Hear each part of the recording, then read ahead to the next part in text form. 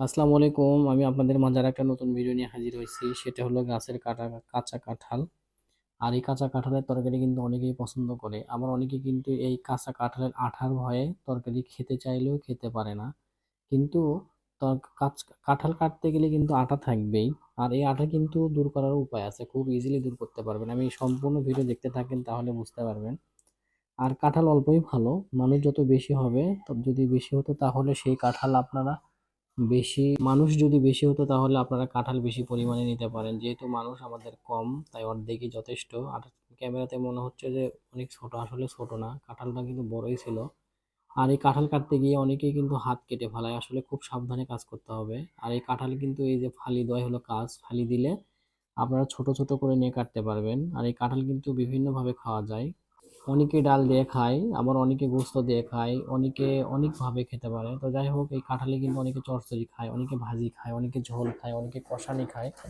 আর বিশেষ করে হিন্দুদের কিন্তু বেশি ফেভারিট খাবার হলো এই হচ্ছে কাঁঠাল। আর এই কাঁঠালের তরকারি কিন্তু ওরা, এই যে কাঁঠালের সিজন চলে আসছে, এখন ওদের প্রতিদিন কাঁঠাল চলবে। কাঁঠাল ছাড়া ওদের চলবে, মানে কাঁঠালের তরকারি ছাড়া ওরা এক সাঁজও ভাত খেতে পারে না। মুসলমানদের মধ্যে এখন অনেক প্রিয়। অনেকেই কাঁঠালের তরকারি খেতে পারে না, তবে যারা খাননি একবার খেয়ে দেখতে পারেন আসলে কেমন হয়। কাঁঠালের তরকারি খাইলে বারবার খেতে ইচ্ছে করবে। আর বিশেষ করে তেলালা গোস্ত দিয়ে খেলে আরো বেশি মজা লাগে। তার সাথে বুটের ডাল হলে আরো কোনো কথাই নাই। এই ছোট ছোট করে কেটে নেওয়া হচ্ছে, কেটে নিলে পরে দেখবেন আপনার হচ্ছে খুব ইজি হবে। আমি কিন্তু হাতে সরিষার তেল ভরে নিছি, যার কারণে হাতে খুব আঠা কম লাগবে। আর এই আঠার কারণে কিন্তু অনেকে কাটতে পারে না। তো অনেকে কাটবে না, তাতে সমস্যা নেই, আমার খাওয়ার ইচ্ছা হয়েছে আমি কাটতেছি। তো ঢাকায় কিন্তু দেখবেন ছোট ছোট কাঁঠালই চলে। আর অনেক জায়গায় কিন্তু বেশি বিসিওয়ালা কাঁঠাল খায়। বিশেষ করে ঢাকায় কিন্তু ছোট ছোট কাঁঠালে চলে, বেশি ছোট বিসি। আর অনেক জায়গায় কিন্তু বাত্তি বিসিওয়ালা বেশি খায়, বাত্তি বিসিওয়ালা বেশি মজা লাগে। এছাড়াও যারা এই কাঁঠালের তরকারি বেশি পছন্দ করেন, তারা দীর্ঘদিন খাওয়ার জন্য কিন্তু আপনারা এটা হালকা সিদ্ধ করে ডিবে রাখতে পারেন। ডিবে রাখতে পারে সারা বছর খাওয়া যায়। আর এই কাঁঠাল যারা বেশি প্রিয় তারা কিন্তু অবশ্যই এই কাজটা করেন। আর যাদের বেশি প্রিয়, যাদের গাছ নেই, তারা কিন্তু বাজার থেকে কিনে নিয়ে আসেন, অথবা আত্মীয় স্বজনের বাসায় থেকে কাঁঠাল নিয়ে আসেন। কাঁঠাল নিয়ে এসে ভাপ দিয়ে দিয়ে পলিথিন করে করে, যেমন গোস্ত ফ্রিজে গোস্ত রাখা হয়, ঠিক তেমনি করে মানে টোকলা করে ফ্রিজে রাখা হয় ডিবে, অথবা নর্মালে রাখা হয়। নর্মালে রাখলে বাটিতে রাখতে পারেন, পলিথিনে রাখলে বেশি ভালো। আর হালকা সিদ্ধ করে রাখলে আপনারা বেশি দিন খেতে পারবেন। ফ্রিজে কিন্তু অনেক সংরক্ষণ করা যায়। ফ্রিজ কিন্তু মূলত সেজন্যই, আমরা কিন্তু এটা ভালোভাবে ব্যবহার করতে পারি না আসলে। যারা বেশি ফেভারিট তারা কিন্তু বেশি দিন খাওয়ার জন্য কিভাবে সংরক্ষণ করতে হয় আর কিভাবে বেশি দিন খাওয়া যায় সেই টেকনিক কিন্তু তারা ঠিকই জানে। আমরা না জানলাম তাতে কোনো প্রবলেম নাই, কিন্তু যারা বেশি দিন প্রিয় তারা কিন্তু অবশ্যই এই টেকনিকটা অ্যাপ্লাই করে। কারণ ফ্রিজ কিন্তু মূলত সেই জন্যই। আর নিজের ফ্রিজে জায়গা না হলে কিন্তু মানুষের ফ্রিজে রাখে, তবুও খেতে হবে, কোনো কথা নেই। আর এই কাঁঠালের তরকারি কিন্তু শুধু তরকারিতে খাবেন তা কিন্তু না, এই ছাল কিন্তু গরু ছাগল খেতে পারে। আর পাকা কাঁঠালের তো কোনো কথাই নাই, পাকা কাঁঠাল তো বেশ মানে রসালো। আর পাকা কাঁঠাল খাইলে কিন্তু জন্ডিসের জন্য খুবই উপকার।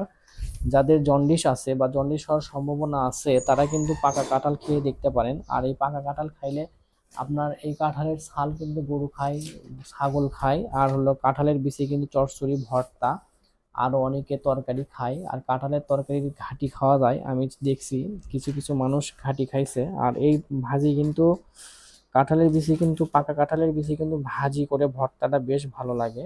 আর এই কাঁঠালের বিচি কিন্তু বছর ভরা রাখা যায়। আমার একটা স্টুডেন্ট ছিল, তার মা কিন্তু এই কাঁঠালের বিচি রাখছিল বালির ভিতরে। কারণ একটা মানে কৌটার ভিতরে কিছু বালি রাখছে, সেই বালির ভিতরে কাঁঠাল রাখলে দীর্ঘদিন রাখা যায়। আর আমি ঢাকা যেখানে ছিলাম সেখানে কিন্তু এই কাঁঠালের বিচি সংরক্ষণ করছে হচ্ছে ছাইয়ের মধ্যে। দীর্ঘদিন ছায়ের মধ্যে রাখছে, তাতে দেখা গেছে ওই রকমই থাকে, শুকে যায় না, ওরা ভালোভাবে থাকে। তো যাই হোক, আমি আপনাদেরকে এইগুলো ইনফরমেশন দিলাম এই জন্যই, যারা কাঁঠাল প্রেমী তারা কিন্তু এইভাবে খেতে পারেন, এইভাবে রাখতে পারেন। আর কাঁঠাল ছিলা কিন্তু খুবই ইজি। এখন কিন্তু দেখা যাচ্ছে বিভিন্ন জায়গায় এই কাঁচা কাঁঠালের কিন্তু চপ হচ্ছে, কাঁচা কাঁঠালের চপ রান্না করতেছে, আমি দেখছি বেশ কটা ভিডিওতে। আর এই কাঁচা কাঁঠালের চপ কিন্তু রান্না করা খুবই ইজি। বেসন গুলে নিয়ে ছোট ছোট করে চপ করে সেখানে পরিমাণ মতো ঝাল লবণ দিয়ে তেলে ভাজলেই কিন্তু চপ হয়ে যাবে।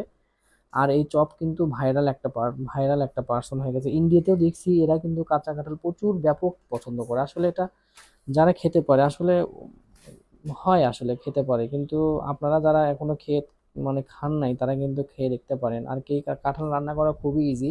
গরুর গোশত দিয়ে রান্না করলে আগে গরুর গোশতগুলো ভালো করে কষিয়ে নিতে হবে। কষিয়ে নেওয়ার পরে মানে পরিমাণ মতো মশলা টশলা দেওয়ার পরে কাঁঠাল কিন্তু ভাপ দিয়ে নেবেন, ঝাল লবণ এবং পরিমাণ মতো কিছু দিয়ে ভাপ দেওয়ার পরে আপনারা রান্না করতে পারবেন। আমি গরুর মাংস দিয়ে রান্না করা দেখাতে পারবো না, একটু ব্যস্ততার কারণে আমি শুধু কাঁঠাল কাটে দিয়েই আমার কাজ শেষ। আমি নেক্সট অন্য কোনো ভিডিও যদি পাই গরু গোশত দিয়ে কীভাবে রান্না করতে হয় বা ডাল দিয়ে কীভাবে রান্না করতে হয় আমি দেখাতে পারবো। আর আপনারা যারা এভাবে খেতে পারেন বা খেতে চান তারা কিন্তু ইউটিউবে ভিডিও সার্চ দিয়ে দেখে নিতে পারেন। ইউটিউবে ভিডিওগুলো দেখলে পরে আপনারা হচ্ছে মানে কিভাবে রান্না হয় সেগুলো কিন্তু অনায়াসে দেখতে পারবেন। আর অনেকে যারা রান্না জানে না, যারা অনেক সময় অনেক কিছুই পারে না, তারা কিন্তু এভাবেই কিন্তু ইউটিউবের ভিডিও দেখে সার্চ দিয়ে কিন্তু সব কিছু শিখে নেয়। অনেকেই আছে যে আলালের ঘরের দুলালি, তারা কিন্তু রান্না পারে না, কিন্তু তারা কিন্তু ইউটিউব দেখে ভালো ভালো রান্না শিখে নিয়েছে। আর রান্নার উপকরণ বাসায় থাকলে রান্না পাবে না এমন কোনো কথা নাই, রান্না সবাই পাবে। তো যাই হোক, আমাদের কাঁঠাল কাটা প্রায় শেষ। এখন আমি দেখাবো কিভাবে মানে হাতের আঠাগুলো মানে মুছতে হয় বা হাতের আঠাগুলো দূর করতে হয় সেটাই দেখাবো। একটু হাতে সরিষার তেল নিলে তারপরে একটু হাতে ন্যাকড়া দিয়ে মুছে দিলেই কিন্তু হাতের আঠা সব চলে যাবে। আমার হাতে প্রচুর লেভেলের আঠা হয়েছিল, কিন্তু তারপরেও মানে ভালো। আর তরকারিটা খুবই টেস্ট, আমি আজকে খাইয়ে দেখছি। তো যাই হোক, আপনারা যারা খেতে চান তারা অবশ্যই আমার এই থিওরিটা অ্যাপ্লাই করবেন। আর ভিডিওটা ভালো লাগলে অবশ্যই লাইক শেয়ার কমেন্ট করবেন। আমি আপনাদের জন্য অনেক কষ্ট করে ভিডিও বানাই। তো আপনারা ভালো থাকবেন আর আমার এই চ্যানেলটাকে ফলো করবেন, অন্যকে দেখার সহায়তা করবেন। আর অন্য কোনো ভিডিও দেখতে চাইলে আমাকে কমেন্ট বক্সে জানাবেন, আমি চেষ্টা করব কিভাবে ভিডিও দেওয়া যায়। এই যে দেখেন, হাতে তেল দেওয়া হয়েছিল, সেটা ন্যাকড়া দিয়ে মুছে দেওয়া হচ্ছে, একেবারে পরিষ্কার, একবারে পরিষ্কার। তো এত পরিষ্কার যে হাতের ময়লা পর্যন্ত উঠে গেছে। তো এই হলো অবস্থা, আজকের ভিডিওটা এটুকুই। সবাই ভালো থাকবেন আশা করি। সবাই আসসালামু আলাইকুম, সবাই ভালো থাকবেন।